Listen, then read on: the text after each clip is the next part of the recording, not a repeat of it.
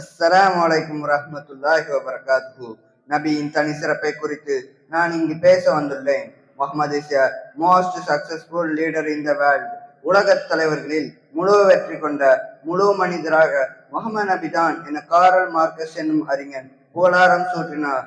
இது த 100 என்னும் தனது நூலில் மைக்கேல் ஹட்ச்கார்ட் என்ற கிறிஸ்துவ எழுத்தாளர் உலகில் தலை சிறந்த 100 நபர்களில் முதலாம் நபராக நபி ஸல்லல்லாஹு அலைஹி வஸல்லம் அவர்களே தேர்வு செய்தார். இது போன்ற எண்ணற்ற அறிஞர்கள், ஆய்வாளர்கள், மேதைகள், அறிவியலர்கள், அரசியல் தலைவர்கள் நபியின் வாழ்க்கை குறித்து சிறப்பித்து புகழாரம் சூட்டினர்.